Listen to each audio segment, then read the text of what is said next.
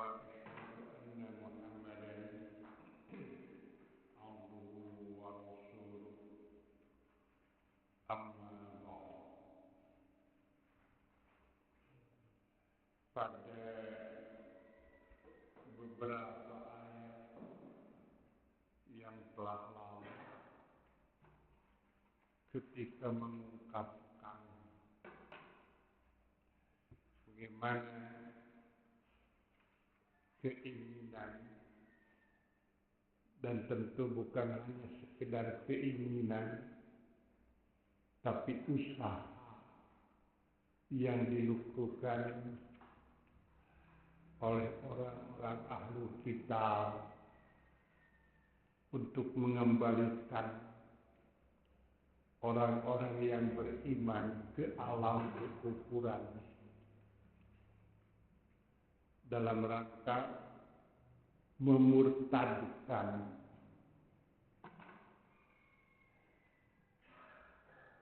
murtad berarti mundur ke belakang. Kalau maju ke depan tidak dikatakan murtad. Namun demikian, istilah ini sudah digunakan juga oleh orang-orang luar Islam. Mereka yang dinyatakan keluar dari Nasrani, dari Yahudi, mereka katakan murtad. Bukan murtad itu, tapi maju. Sebab kalau murtad itu mundur ke belakang. Kalau tadinya Islam, kemudian mundur lagi ke belakang, baru murtad. Kalau orang-orang Arab dahulu, orang Jahiliyah, mengatakan yang keluar dari satu agama itu dikatakannya sobi'in. As-sobi'in. Jadi kalau orang Arab dahulu mengatakan sobba, artinya orang itu sudah pindah agama. Makanya Rasulullah Shallallahu Alaihi Wasallam pada awal-awal Islam disebut oleh mereka as-sobi'u. Kenapa dikatakan as-sobi'u? Karena dinilai oleh mereka bahwa Rasulullah telah meninggalkan agama orang tuanya. Namun ada lagi istilah as-sobi'u yang telah kita baca dalam salah satu ayat yang lalu, yaitu mereka yang mempunyai kepercayaan tetapi tidak mempunyai kitab samawi. Makanya disebutnya agama kebudayaan as-sobi'u. Innal ladzina amanu wal ladzina hadu wan nasara was-sobi'ina. Nah, as-sobi'ina di sini pada ayat ini adalah mereka yang mempunyai kepercayaan tapi tidak mempunyai nabi atau rasul. Ya, barangkali kalau sekarang istilahnya aliran kepercayaan. Bagaimana statusnya? Termasuk ke dalam Al-Quran kepada kelompok musyrik hakiki yang haram dinikahi dan haram menikahi. Kenapa? Karena musyrik hakiki masih mendingan ahli kitab, perempuannya boleh dinikahi, tetapi laki-lakinya tidak boleh menikahi perempuan muslimah. Pada ayat yang telah lalu, di mana kebanyakan ahli kitab mereka menginginkan agar kalian kembali kepada kekufuran. Tentu dimuat di dalam Al-Quran bukan hanya sekedar selingan, tapi merupakan peringatan bahwa hal yang seperti itu akan berlaku sampai yaumul akhir. Hanya tentu caranya yang berbeda. Hanya yang sering dan paling mudah diserap oleh umat apabila pemurtadan itu adalah melalui kesenian. Pemurtadan itu mulai dengan sarana budaya. Inilah yang paling kita perhatikan pada akhir-akhir ini. Makanya banyak orang-orang muslim yang mudah terbawa dengan istilah kesenian dan lain sebagainya. Kalau mereka berdoa dengan dinyanyikan, kita pun banyak yang lupa diri dilakukan. Ketika berdoa dengan diiringi musik, banyak juga pribadi-pribadi muslim yang terlupakan. Mereka dengan mengatakan, ini kan seni Islami, padahal tidak terasa terbawa arus kufri. Makanya wajar apabila kita perhatikan pada akhir-akhir ini komedi ruhnya ruh Islam, ruh Islami, tapi pada kenyataannya ruh kufri. Nah, barangkali yang seperti ini yang perlu kita waspadai. Oleh karenanya, Al-Quran memberikan arahan bagaimana cara mengantisipasi dalam rangka pemurtadan mereka terhadap umat Islam. Maka Allah memberikan arahan wa aqimus shalah.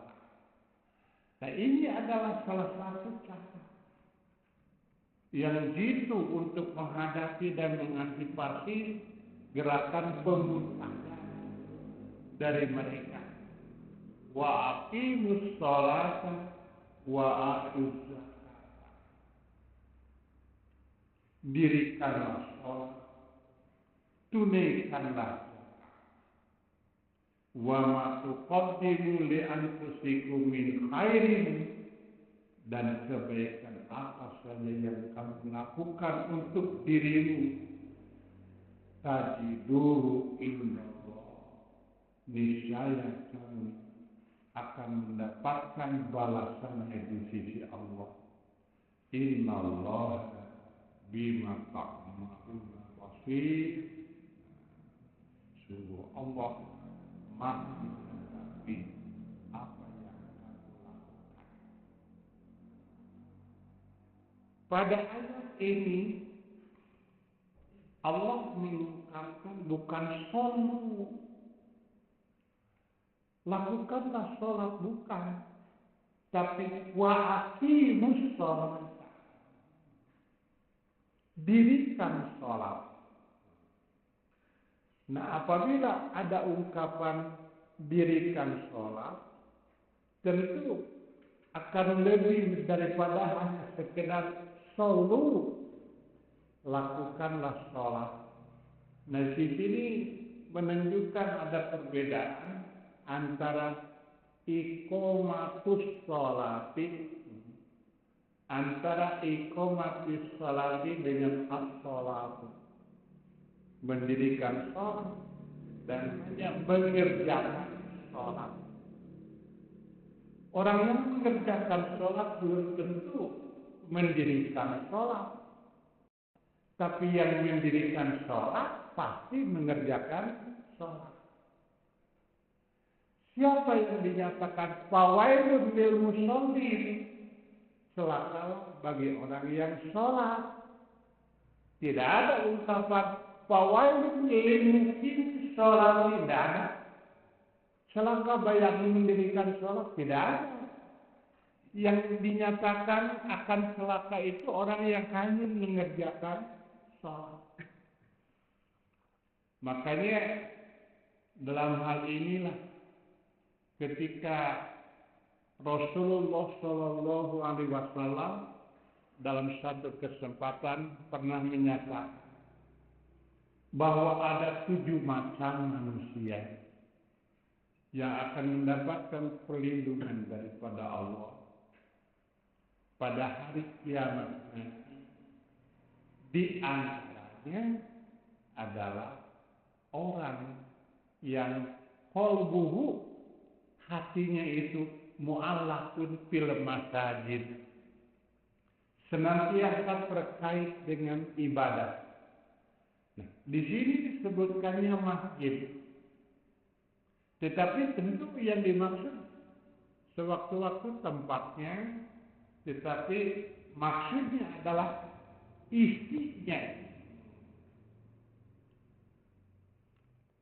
Seperti begini, kata Rasulullah, tidak boleh mengungkapkan kalimat-kalimat thayyibah di WC atau di kamar mandi. Disebutnya kamar mandi atau WC. Maka tentu yang dimaksud bukan di dalam, hanya sekedar di dalam WC-nya, tapi sedang apa di WC itu. Kenapa demikian? Ketika kita mengucapkan ghufranaka, itu di luar WC atau di dalam WC, Pak? Di luar. Kapan mau keluar? Kalau mau keluar di mana? Jadi Rasulullah kalau mau masuk, kalau mau masuk ke WC berdoa, Allahumma inni a'udzubika minal khubuthi wal. Kalau mau masuk artinya di luar.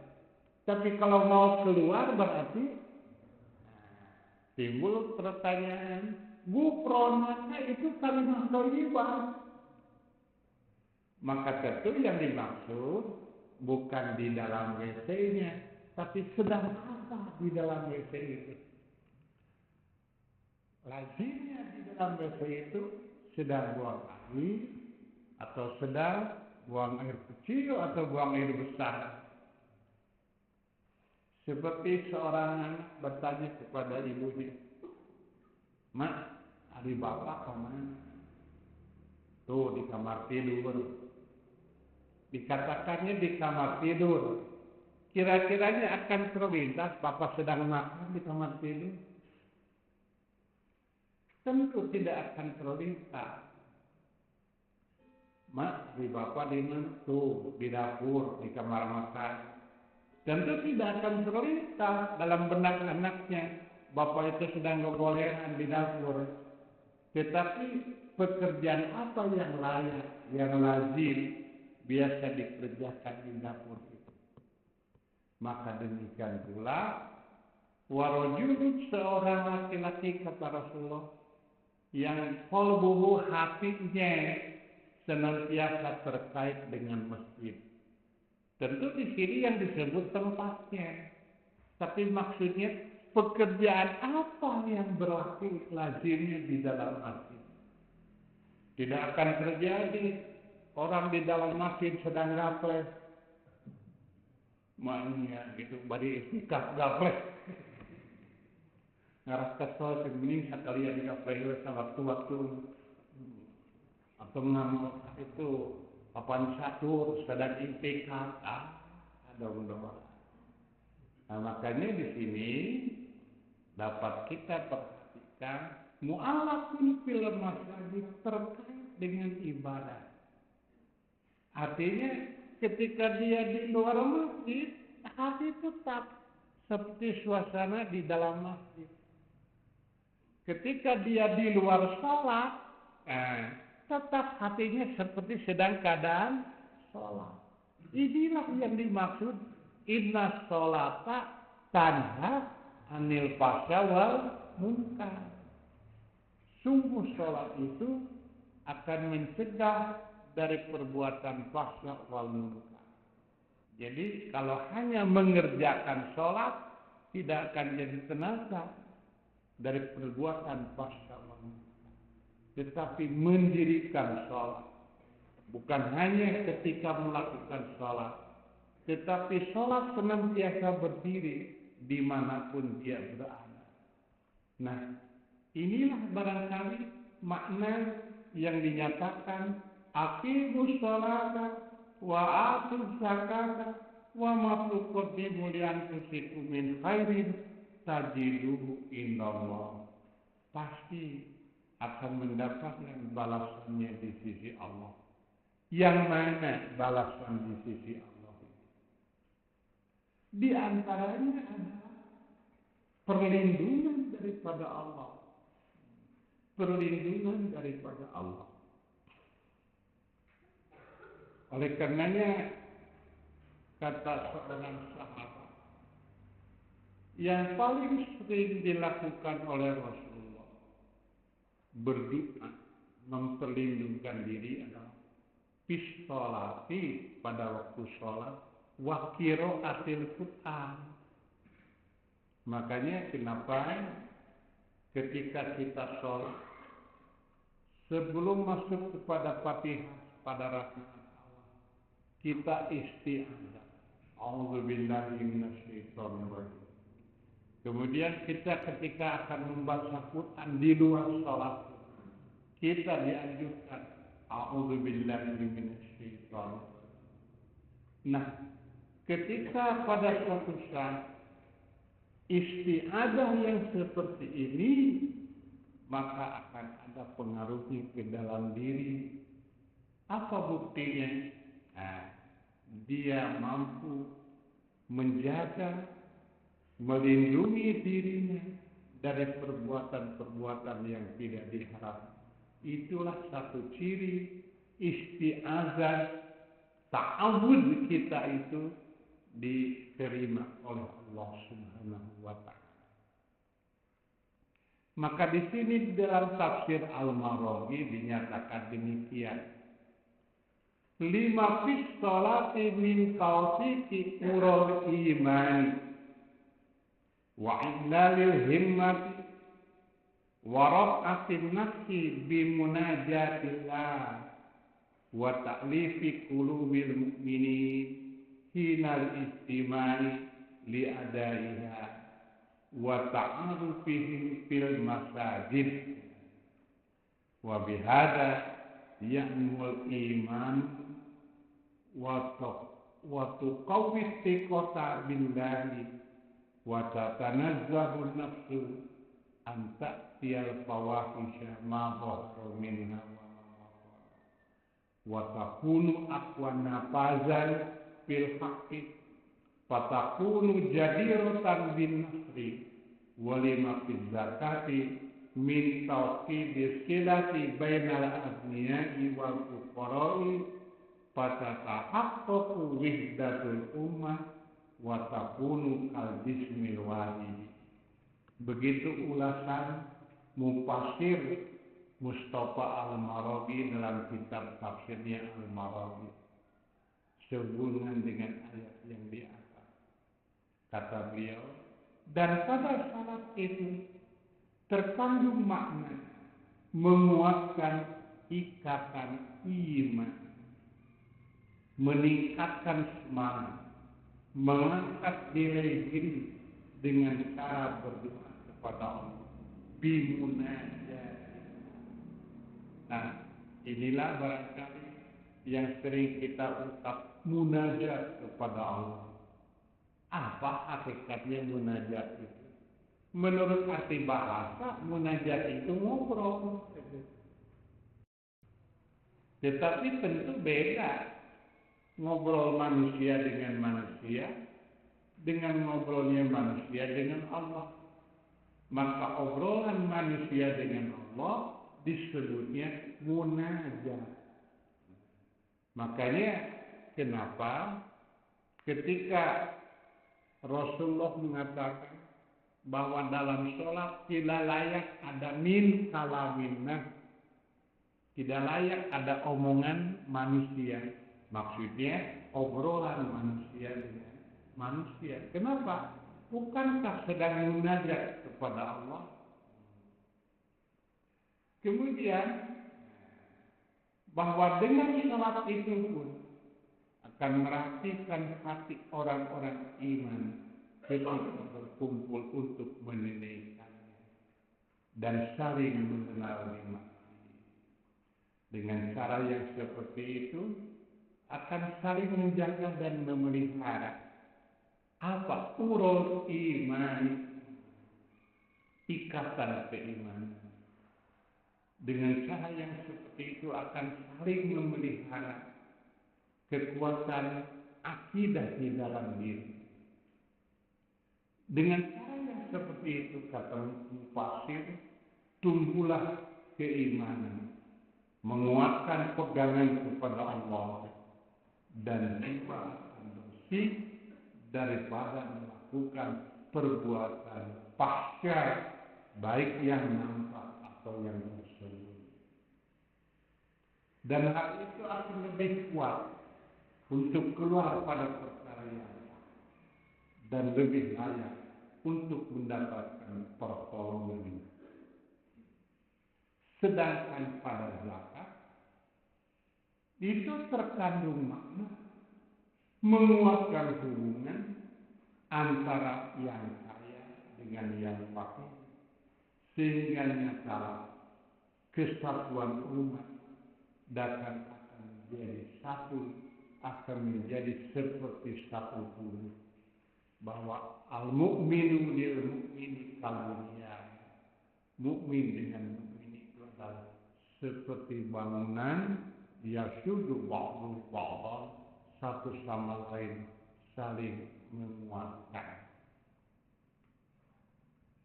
Kemudian pada ayat di atas dikatakan tajiduhu indallah, pasti kalian mendapatkannya. Apa yang dimaksud mendapatkannya? Akibat min khairin, akibat dari perbuatan yang khair.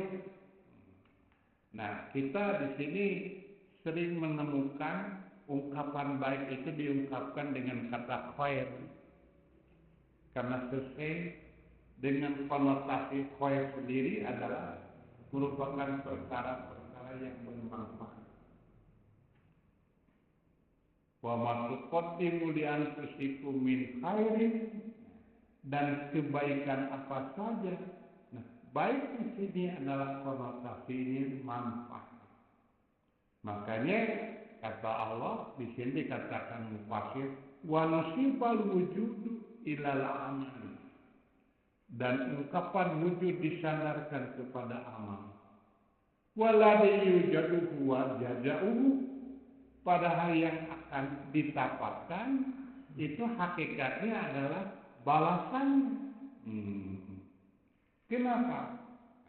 Lil amali min asharin bin nafsil amin. Tiada lain itu adalah berupa berpengaruh kepada jiwa pelaku. Paka amal jaza bimusabatil amalil musyrik, sehingga seolah-olah balasan itu merupakan balasan bagi amal sendiri, padahal tentu balasan ini bagi pelakunya. Maka Allah ketika menyatakan famayyamal mithqala dzarratin khairan yarah wa mayyamal mithqala dzarratin syarran yarah, bahwa begitu bijaksananya, begitu maha adilnya Allah akan membalas yang baik dengan kebaikan, yang buruk sesuai dengan keburukan. Ini menunjukkan azizun hakim. Makanya ketika kita sering mendapatkan ayat-ayat yang diakhiri dengan ungkapan aziz, itu orang sering berbangga diri, Allah Maha Gagah. Padahal dengan ungkapan aziz itu hakikatnya ancaman. Allah itu azizun. Jadi menunjukkan bahwa ungkapan azizun itu Allah tidak akan membiarkan orang yang melakukan keburukan seperti Allah tidak akan melupakan orang yang melakukan kebaikan. Pamayana misqala dzarratin khairan wa mayana misqala dzarratin syarran. Oleh karenanya, dan di sini dapat kita perhatikan bahwa seolah-olah amalnya sendiri yang akan dapat penghargaan itu. Padahal hakikatnya yang dapat penghargaan itu adalah pelakunya. Hal ini dapat diungkapkan dengan salah satu sabda Rasulullah, "Idza mata ibnu Adam." Apabila anak Adam, apabila manusia wafat, maka mengalami kematian, in koto amalu, putus amalnya. Nah, di sini menunjukkan bahwa setelah mengalami al-maut tidak ada hubungan antara diri dengan yang mati. Sudah tidak bisa berkomunikasi lagi. Kenapa? Karena adanya yang disebut barjah, dinding, dan alam barjah inilah yang memutuskan amaluhu di antara. Tetapi ada sisa-sisa amal, peninggalan amal yang tetap pada satu saat akan berkesinambungan. Kenapa? Karena itu diwujudkan ketika masih hidup. Yang mana di sini dikatakan oleh Rasulullah, semua amalnya putus. Sholatnya, zakatnya, saumnya sudah tidak berlaku lagi. Tetapi ada yang tetap berlaku, tetap mengalir. Illa min salasin, kecuali 3 perkara. Yang pertama, shadaqatin jariyah. Shadaqah jariyah. Kenapa dikatakan shadaqah jariyah? Tidak dikatakan shadaqah saja. Menunjukkan ada shadaqah jariyah, ada shadaqah yang tidak jariyah. Seorang suami memberikan nafkah kepada istrinya, itu sedekah, tapi tidak jariyah. Ketika dimakan habis, putus. Seorang bapak, seorang ibu memberi makan, minum kepada anak, itu pun sedekah. Tetapi begitu habis, putus. Tidak jariyah, tidak mengalir. Namun ada sedekah yang terus mengalir. Ketika pelakunya sudah wafat, sedekah ini tetap mengalir akibat-akibat. Yang mana di antaranya? Tentu yang akan dirasakan oleh umat dan masyarakat. Makanya orang yang paling mengenal sedekah jariyah itu masjid. Padahal tidak selamanya bentuk masjid. Tetapi demi kepentingan dan manfaat umat, itu termasuk kepada sedekah jariyah.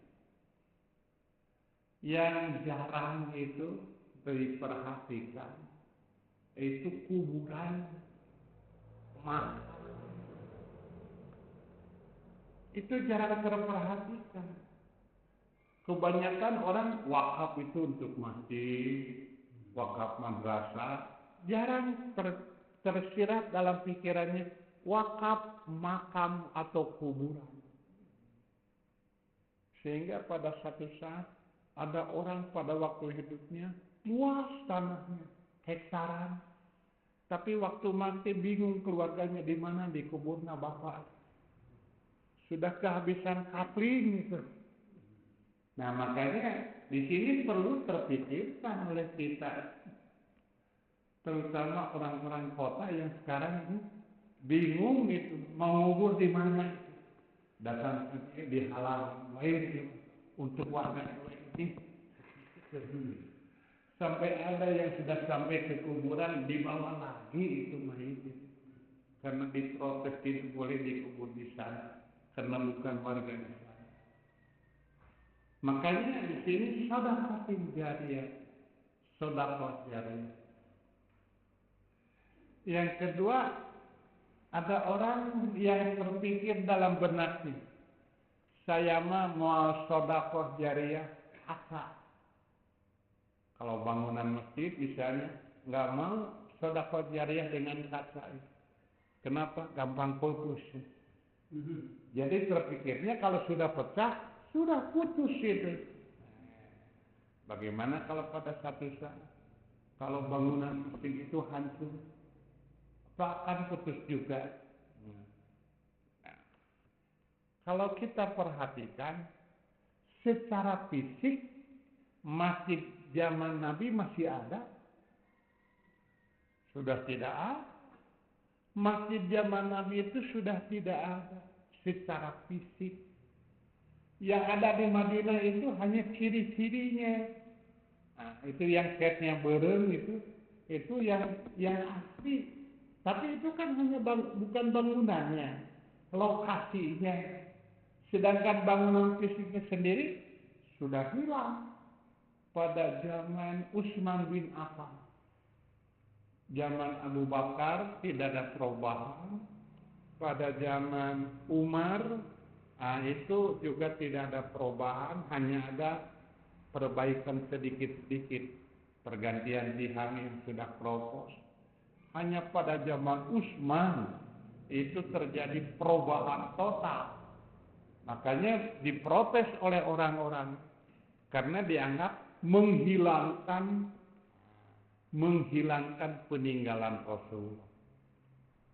Pada waktu itu Utsman beliau menyatakan, kalau kalian mengatakan aku menghilangkan apa yang dibangun oleh Rasulullah, padahal semua aku pun membangun ini adalah berdasarkan sabda Rasulullah. Membana masjidan, banallahu baitan fil jannah. Jadi hakikatnya tidak hilang. Dari segi apa? Makna daripada bangunan masjid ini. Karena ada bangunan masjid yang baru, justru karena ada masjid yang dulu itu. Jadi hakikatnya melanjutkan yang pernah ada pada zaman Rasulullah. Nah, para hadirin di sini dikatakan yang kedua ilmi yurtafa bihi, ilmu yang dimanfaatkan. Ini sering diungkapkan ilmu yuntafa'u bihi itu kepada guru. Padahal bukan hanya kepada guru, kepada orang tua pun sama. Bapak dan ibu. Kenapa? Ketika seorang anak oleh ibunya digendong, dibacakan ayat Quran, biasanya kan lagu saja itu. Kalau akhir-akhir ini paling ngegendong ke lagu dangdut baik. Sing cobain mas anjing, agak lagi menyerap. Sedang ngegendong cucu atau anak baca Fatihah gitu.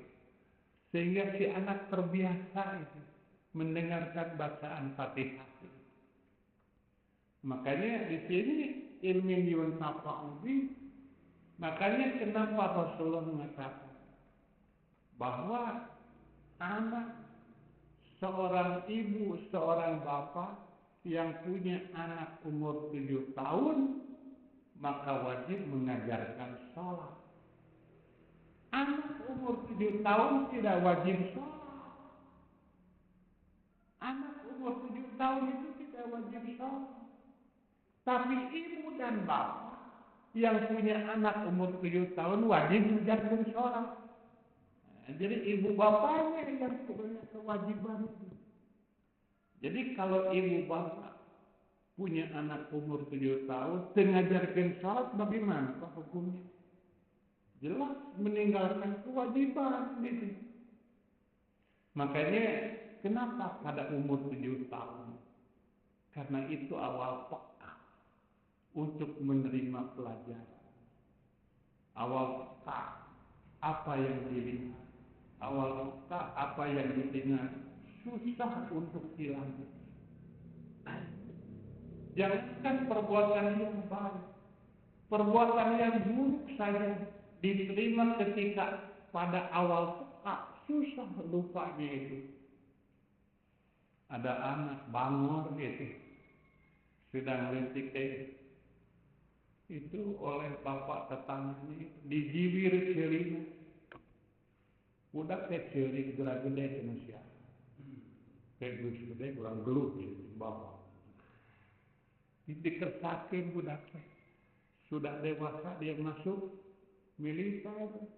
Begitu selesai pendidikan tidak langsung boleh balik ke rumah, datang ke rumah tatangan anu baheula teh. Bapak, tah geus gede urang heula teh urang gelut. Jangan baheula. Nah, ini barangkali yang perlu kita jadi perhatian. Ilmu yuntafah, ilmu yang dimanfaatkan. Makanya dalam hal ini tentu pada satu saat bukan ilmu yang bermanfaat, bukan hanya amal yang bermanfaat, tapi amal yang madorot pun kita nanti pada satu saat tidak mustahil akan jadi pionir. Kita akan menjadi pertama yang memberi contoh kepada mereka. Man sanna fil islami sunnatan hasanatan atau sunnatan sayyi'atan. Barang siapa yang membuat satu cara yang baik ataupun yang buruk di kalangan umat Islam, kemudian diikuti cara yang tidak baik dan yang baik itu, apakah yang baik dia akan memperoleh kebaikannya, apakah yang buruk dia akan memperoleh keburukan. Itu seperti tukang judi itu kan diulik tukang judi itu dengan cara domino, gaple, geus bosan. Dengan cara ini sudah bosan. Pada satu saat lalir bae dimanfaatkan untuk judi. Kumpulkan duitnya di depan masing-masing 1.000. Siapa yang paling dahulu dientepan lalir itu yang pemenang. Itu merata sekarang itu memanfaatkan ngadu lalir itu terpikir dalam benak tukang judi itu. Jadi untuk keburukan saja itu terpikir oleh mereka. Makanya dalam hal ini kenapa Rasulullah Sallallahu Alaihi Wasallam sering memohon kepada Allah jangan sampai tersirat dalam pikiran itu sesuatu yang buruk. Kenapa? Khawatir yang dahulu hanya sekedar tersilap, yang hanya sekedar yuwaswisu, maka pada satu saat ternyata yang yuwaswisu itu terwujud.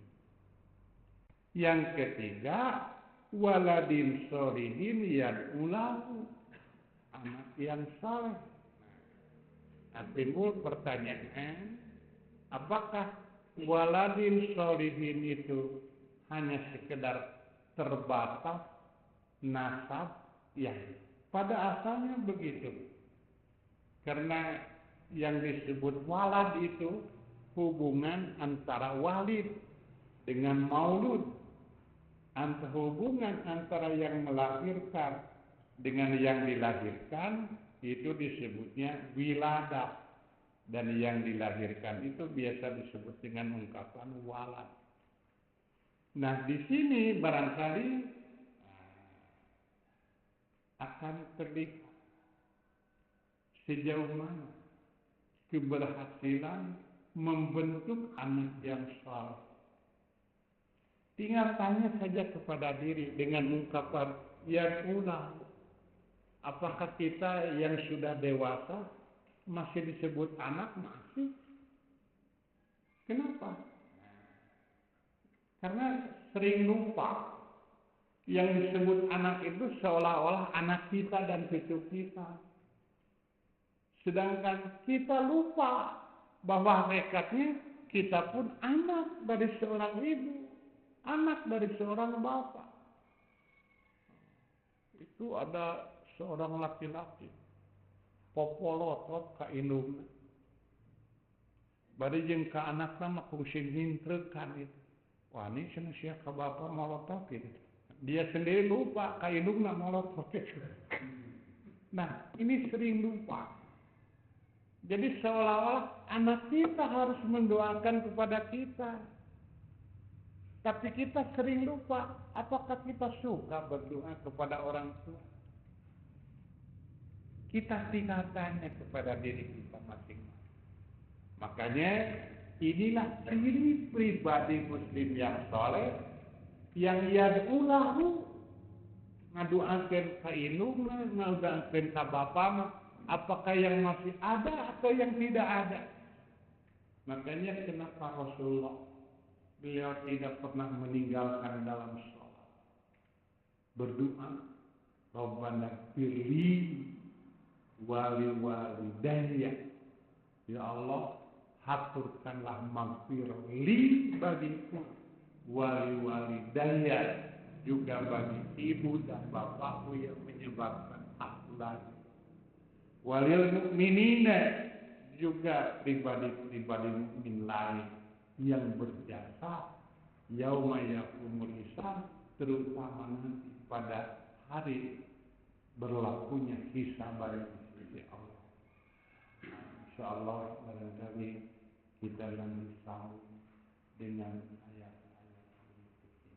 Aku qouli hadza wa astagfirullah.